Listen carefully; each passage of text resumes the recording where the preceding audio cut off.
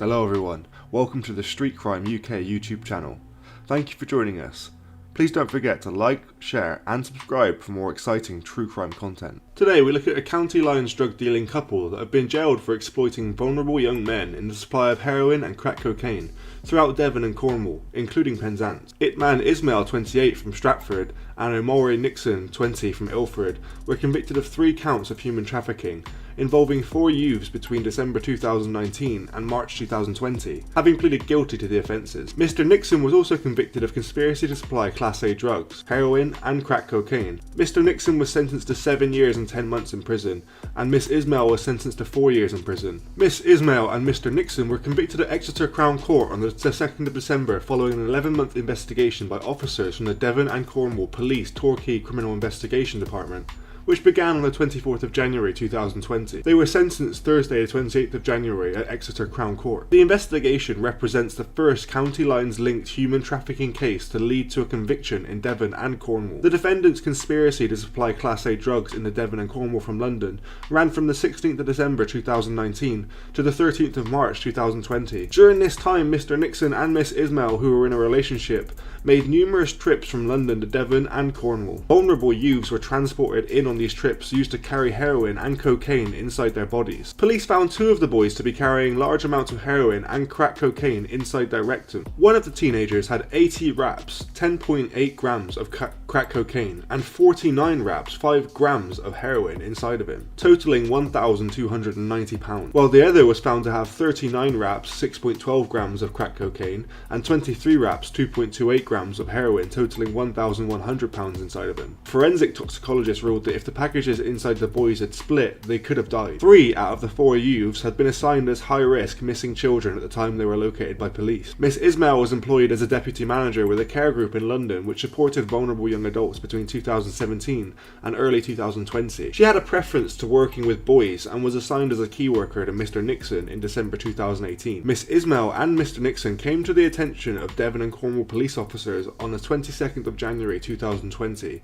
when officers conducted a stop check on a vehicle they deemed suspicious, carrying the defendant and 2 young men on the A38 near Plymouth close to midnight. One of the passengers was identified as a vulnerable young missing person and was detained. Footage captured by an officer's body-worn camera reveals Miss Ismail falsely claiming that the 15-year-old in the car was not a child. Detectives subsequently proved that the boy had been transported to the address by Miss Ismail and Mr Nixon, and it was suspected cuckooed location, an address used by the county lines drug dealers to deal drugs from. Later in the investigation, detectives located a further address in Torquay, which they also believed to be cuckooed, where drugs and cash was seized. The next day, on January 24th, police stopped the same car in Torquay, discovering the defendants with a 15-year-old and 16-year-old boy in the back. All occupants were arrested.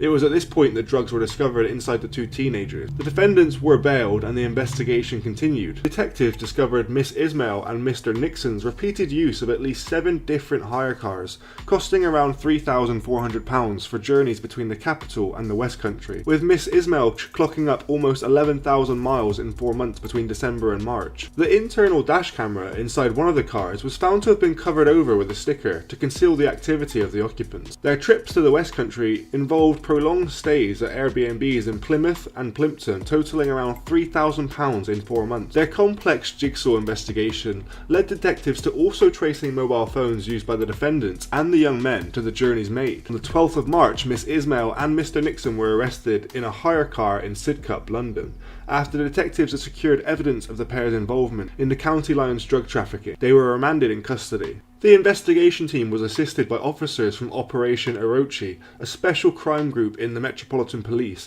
set up to disrupt and dismantle county lines running out of London. Met officers assisted Devon and Cornwall police detectives with London-based inquiries and arrested Mr Nixon at his home address in Ilford, where they discovered more suspected Class A drugs and items linking the pair to vulnerable young men. The examination of Miss Ismail's bank accounts revealed that in a little over 2 months, between January and March 2020, more than £7,000 entered her accounts through third-party transfers and cash deposits, and Mr Nixon received more than £6,000. Further examination of the mobile devices belonging to Miss Ismail received email evidence suggesting that she was applying for care home management positions in Devon and Cornwall, while on trips trafficking the youth victims to the counties. While the defendants were remanded, the investigation involved seizing a microphone from Mr Nixon, which was located in his cell, which he used to contact at least 2 of the child victims. The officer in the case, Detective Constable Ben Paul, who is also a modern slavery/human trafficking specialist investigator, said that this was an extremely complex investigation and required us piecing together a mosaic of evidence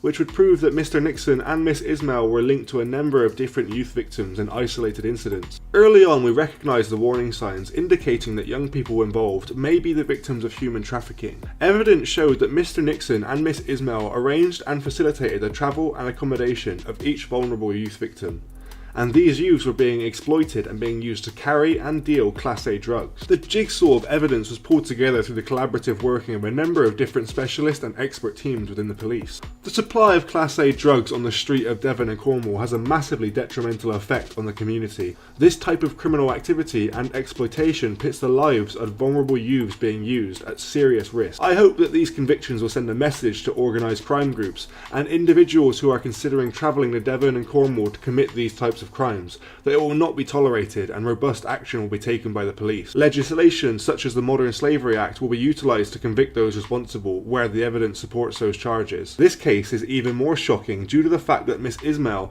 who is pleaded guilty to human trafficking, held such a position of trust and was specifically trained and responsible for protecting and safeguarding young people. It is vital that the police and partner agencies are aware of this type of crime and the early signs, and do as much as we can to recognise and safeguard those vulnerable members of society and young people who may be at risk of being exploited. Chief Constable Sean Sawyer, Devon and Cornwall Police and National Police Chiefs Council (NPCC), lead for the Modern Slavery and Human Trafficking, said, "This is the culmination of exceptional work by Devon and Cornwall police officers, who worked closely with the Metropolitan Police Service Operation Orochi team. The support from the Home Office and the funding the NPCC Modern Slavery and Organised Immigration Crime Team based in Devon and Cornwall, and the Operation Orochi is invaluable in not only progressing UK proactive operations, but also the associated intelligence sharing and improvements in investigations." What do you think about Miss Ismail and Mr. Nixon's crimes, and their use of teenagers as drug mules?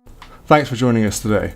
If you enjoyed the video, don't forget to give it a like and a share, and leave any thoughts or suggestions you have in the comments section. We love to read through them all. And if you're new but enjoy UK true crime content, then subscribe to see when our newest video releases. And as always, stay safe.